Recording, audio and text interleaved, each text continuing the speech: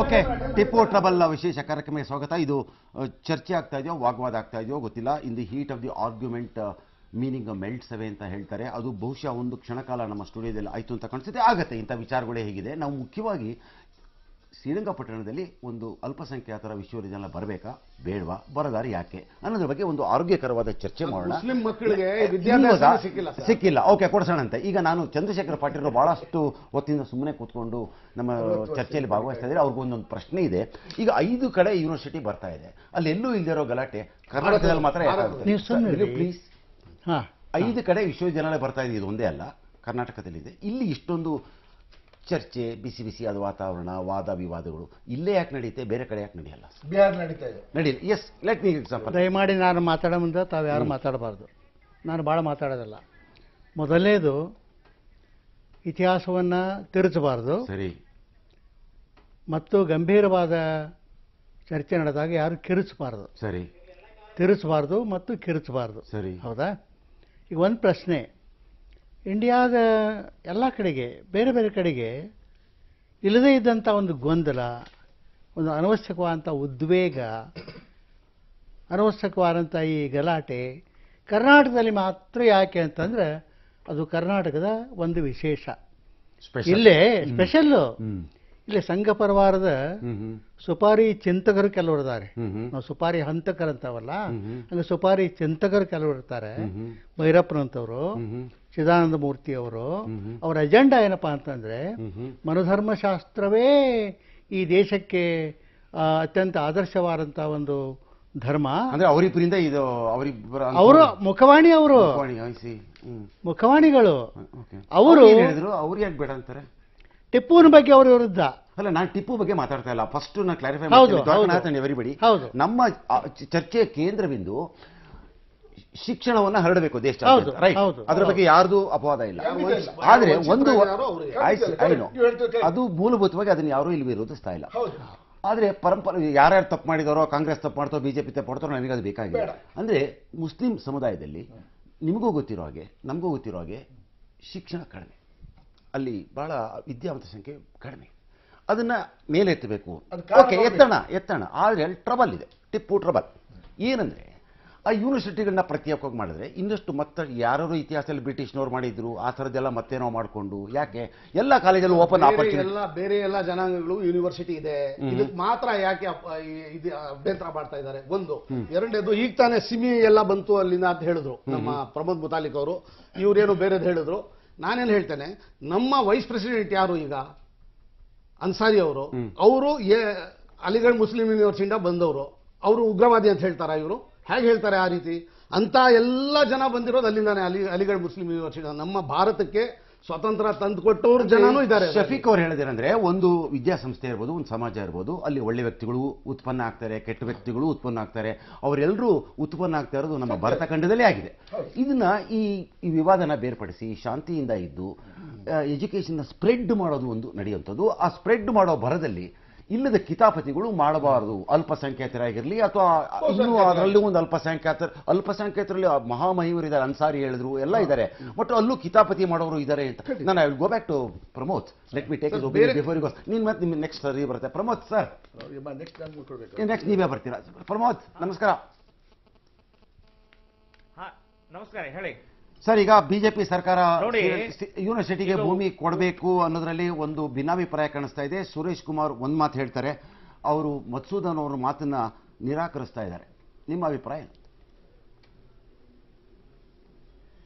ನೋಡಿ, ಭೂಮಿ ಕೊಡೋದು ತಗೊಳ್ಳೋದು ಅನ್ನೋಕ್ಕಿಂತ ಇದನ್ನ ಮಾಡಬಾರ್ದು ಅಂತ ನಾವು ಹೇಳ್ತಾ ಇದ್ದೀವಿ. ಒಂದು, ಇದು ಶ್ರೀರಂಗಪಟ್ಟಣದಲ್ಲಿ ಇವತ್ತು ಭೂಮಿ ಇರೋದು ಯಾವುದು? ಫಲವತ್ತಾದ ಭೂಮಿ, ರೈತರಿಗೆ ಅತ್ಯಂತ ಶ್ರೇಷ್ಠವಾದಂತಹ ಭೂಮಿಯನ್ನ 400 ಎಕರೆ 400 ಎಕರ್ ನೀವು ಕೊಟ್ಟು, ಅಂದ್ರೆ ರೈತರನ್ನ ಭಿಕಾರಿ ಮಾಡುವಂತಹ ಒಂದು ಪ್ರಯತ್ನವೂ ಕೂಡ ಇದರಲ್ಲಿ ಅಡಗಿದೆ. ನಾನು ಹೇಳೋದು ಶ್ರೀರಂಗಪಟ್ಟಣದಲ್ಲಿ ಅಲ್ಲ, ಎಲ್ಲೂ ಕೂಡ ಕರ್ನಾಟಕದಲ್ಲಿ ಆಗಬಾರದು ಅಂತನ್ನುವಂತಹದ್ದು. ಮುಸ್ಲಿಮರಿಗೆ ಅಕಸ್ಮಾತ್ ಎಲ್ಲಾದರೂ ತಪ್ಪಿದೆ, ಅವರಿಗೆ ಅವಕಾಶ ಇಲ್ಲ ಅಂತನ್ನುವಂತಹದ್ದು ಒಂದೇ ಒಂದು ಉದಾಹರಣೆ ಇಲ್ಲ ಕರ್ನಾಟಕದಲ್ಲಿ. ಎಲ್ಲಾ ಕಡೆಗೂ ಅವಕಾಶ ಇದೆ. ಬಟ್ ಶಫೀಕ್ ಅವರು ಇವತ್ತು ನಿಮ್ಮ ಮಾತು ಉರ್ದು ಒಪ್ಪೋದಿಲ್ಲ. ಶಾಲೆಗಳಿಗೆ ಅವಕಾಶ ಇದೆ, ಬೇಕಾದಷ್ಟು ಉರ್ದು ಸಚಾರ್ ಕಮಿಟಿ ಬೇಡ ಸರ್. ಶಫೀಕ್ ಅವಾಲಿಂದ ಹೇಳ್ತಾ ಇದ್ದಾರೆ. ಸಚಾರ್ ಕಮಿಟಿ ಕರ್ನಾಟಕದ ಉದಾಹರಣೆ ಹೇಳಿಲ್ಲ, ಕರ್ನಾಟಕದ ಒಂದೇ ಒಂದು ಉದಾಹರಣೆ ಹೇಳಿ ಅವರು. ನಮ್ಮಲ್ಲಿ ಮುಸಲ್ಮಾನರಲ್ಲಿ ಒಂದು ಅರ್ಧಕ್ಕಿಂತ ಉದಾಹರಣೆ ಜಾಸ್ತಿ ಕರ್ನಾಟಕದ ಜನರಿಗೆ ಇನ್ನೂ ವಿದ್ಯೆ ಸಿಕ್ಕಿಲ್ಲ. ವಿದ್ಯೆ ಸಿಕ್ಕಿಲ್ಲ ಅನ್ನೋ ಬಗ್ಗೆ ಅವರ ಅಭಿಪ್ರಾಯ ಭೇದ ಇಲ್ಲ ಅಂತ ಅನ್ಕೋತೀನಿ. ಆಮೇಲೆ ಯೂನಿವರ್ಸಿಟಿ ಬೇಕು ಅಂತ 60 ವರ್ಷದಿಂದ ನಾವು ಹೋರಾಟ ನಡೆಸ್ತಾ ಇದ್ದೀವಿ. ಈಗ ಯೂನಿವರ್ಸಿಟಿ ಬರ್ತಾ ಇದೆ, ಅದಕ್ಕೆ ದಯವಿಟ್ಟು ಅಡ್ಗಾಲು ಕಲ್ಲು ಹಾಕೋದು ಮಾಡಬೇಡಿ. ಯಾಕಂದ್ರೆ ಇದು ವಿದ್ಯೆ ವಿಷಯ. ನಮ್ಮ ಜನರು ವಿದ್ಯೆ ಸಿಗಬೇಕು, ಮುಸಲ್ಮಾನ್ಗೂ ಸಿಗಬೇಕು, ಎಲ್ರಿಗೂ ಸಿಗಬೇಕು. ಯಾರು ವಂಚಿತರಾಗಿದ್ದಾರೋ ಅವ್ರಿಗೆ ಮೊದಲು ಸಿಗಬೇಕು. ಆ ಆದ್ಯತೆ ಮೇಲೆ ಒಂದು ಯೂನಿವರ್ಸಿಟಿ ಬರಬೇಕು. ನಮ್ಮೆಲ್ಲರ ಡಿಮ್ಯಾಂಡು. ಯಾರ ಹತ್ರನೂ ಜಮೀನು ಕೇಳ್ತಾ ಇಲ್ಲ. ಸರ್ಕಾರದ ಜವಾಬ್ದಾರಿ. ಸರ್ಕಾರ ನಮಗೂ ಏನು ಹಕ್ಕಿದೆಯೋ ಅದು ನಮಗೆ ಕೊಳ್ಳೇಬೇಕು. ಮುಸಲ್ಮಾನರ ಹಕ್ಕು ಮುಸಲ್ಮಾನರಿಗೆ ಕೊಳ್ಳೇಬೇಕು. ನಾವು ಟ್ಯಾಕ್ಸ್ ಕಟ್ತೇವೆ, ನಾವು ಈಕ್ವಲ್ ನಾಗರಿಕರು. We are also equal citizens of the country. ನಾವು ಈ ಭಾರತದ ಪ್ರಜೆಗಳು. ನಮ್ಗೇನೇನು ಸಿಗ್ಬೇಕು ಅದು ಸಿಗಲೇಬೇಕು. ವಿದ್ಯಾಭ್ಯಾಸಕ್ಕೆ ಯಾವಾಗಲೂ ಎದುರಿಲ್ಲ. ವಿದ್ಯಾಭ್ಯಾಸ ಸಿಗಬೇಕು, ವಿಶ್ವವಿದ್ಯಾಲಯಗಳು ಬರಬೇಕು. ವಿವಾದಾತ್ಮಕವಾಗಿ ವಿವಾದ ಮಾಡಬೇಡಿ, ವಿವಾದ ಮಾಡಬೇಡಿ.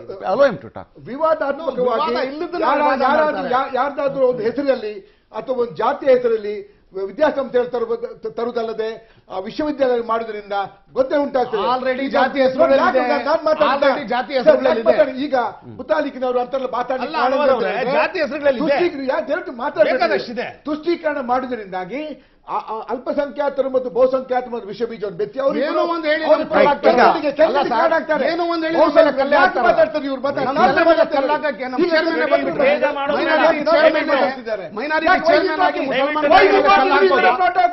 No, how can you follow in the way of the Muslim minority? So-called ದೊಡ್ಡ ನಾಯಕರೇ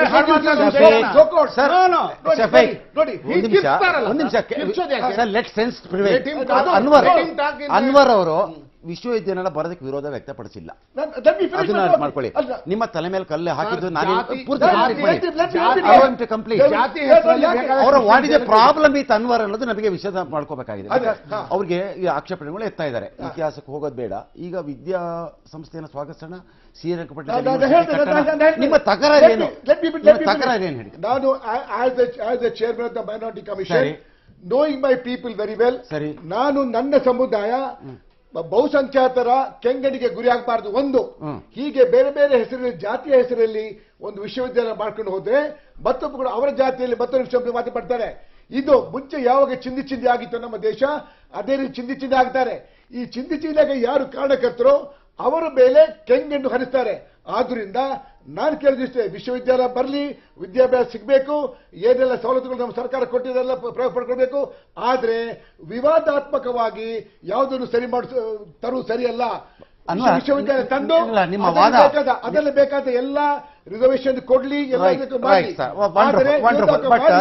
ನಮ್ಮ ಮುಸಲ್ಮಾನ್ ಜನಾಂಗಕ್ಕೆ ಅವರನ್ನ ಕೆಂಗಣಿಗೆ ಗುರಿ ಮಾಡಿದಾಗೆ ಅವರನ್ನು ಮೇಲೆತ್ತಿ ಮುಖ್ಯವಾಹಿನಿಯಲ್ಲಿ ಬಂದು ಅಲ್ಪಸಂಖ್ಯಾತರು ಬಹುಸಂಖ್ಯಾತರ ಪ್ರೀತಿಯಲ್ಲಿ ಒಟ್ಟೊಟ್ಟಿಗೆ ಕಾಲೇಜಿಗೆ ಹೋಗುತ್ತಾ ವಿದ್ಯಾಭ್ಯಾಸ ಮಾಡಿಕೊಡ್ತಾ ವಿಶ್ವವಿದ್ಯಾಲಯ ಒಟ್ಟಿಗೆ ಬಹಳ ಉತ್ತಮ. ವೀಕ್ಷಕರೇ, ಈಗ ಅನ್ವರ್ ಅವರು ತಮ್ಮ ಒಂದು ಸಣ್ಣ ಉಪನ್ಯಾಸನ ಮುಗಿಸಿದ್ದಾರೆ. ಇದ್ರ ಬಗ್ಗೆ ಇನ್ನಷ್ಟು ಅವರ ಮಾತುಗಳಲ್ಲಿ ಬೇಕಾದಷ್ಟು ನಾನು ಸ್ವಾಗತಿಸ್ತೇನೆ. ಆದರೆ ಇನ್ನೂ ಸ್ವಲ್ಪ ಆಕ್ಷೇಪಣೆಗಳಿದೆ, ಅದನ್ನು ಅವ್ರ ಕ್ಲಾರಿಫೈ ಮಾಡಿಕೊಂಡು ಇನ್ನೂ ಸಮಯ ಇದೆ ಮಾತಾಡೋಣ. ವೀಕ್ಷಕರೇ, ಒಂದು ಸಣ್ಣ ಬ್ರೇಕ್ ತಗೊಂಡು ಬರ್ತೀನಿ. ಟಿಪ್ಪು ಟ್ರಾವೆಲ್.